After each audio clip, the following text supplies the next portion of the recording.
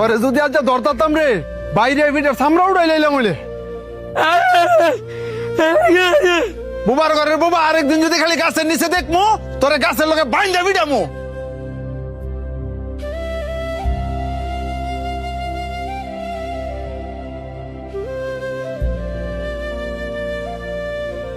হ্যাঁ বাবা সরন্তে তোরে না করছি এই ময়লা কাগুলি আমার সামনে না আইতি তোর শরীরের গন্ধ যে আমার সহ্য হয় না এটা কি তুই বুঝস না? হ্যাঁ কথায় কাজ হইতো না হ্যাঁ একদিন পিসপুরা বান দিয়া ঠিক মতন ফিরাইতে হইব তাইলে আর আঙ্গ লাগাইতো না। বাহ খুব সুন্দর কথা কইছস। হাই তোকে পছন্দ করে দিকা আর ভালোবাসে দিকে তো তোকে লগে আর তোরা কিনা কইতাছস হ্যাঁ রে ফিস মুরা বান দিয়া পরে ফিটাইবি। তো তুই তোর লগে হেরে রাইস হ্যাঁ শরীরতে কি গন্ধ বাড়ি তুই দেখছস এক কাপড় বেড়ে সবসময় ঘুরে এই যে শার্টটা দেখতেছস এটা আর বাপে পড়তো আর হ্যাঁ আর বাপে সিরা শার্টটা পরে ঘুরে।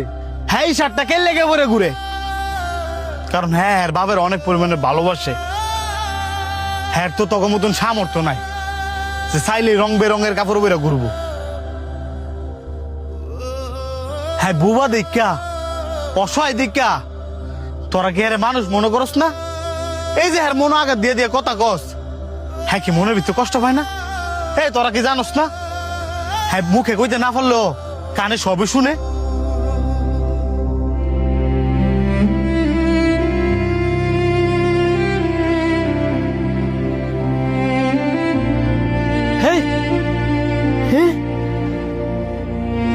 সর বুবা আমার কাজ আমার করতাম দে। কেডা রে আমার আম গাছের নিচে? কাকা ওই যে হ্যাঁ এই বুবাই হ্যাঁ না করার পর ওই গাছ উইডাল দিছে। বুবা তোরে আজকে আমি খাইছি।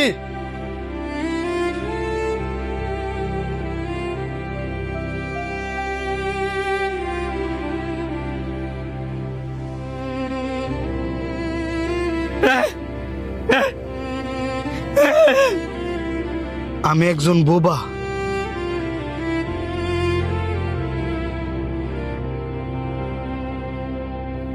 আমি চাইলেও কারো সাথে কথা বলতে পারি না। সবারই তো মন আছে, আমারও মন আছে। তার মানে এই নয় আমি বুবা দেখা আমার মনটাও বুবা।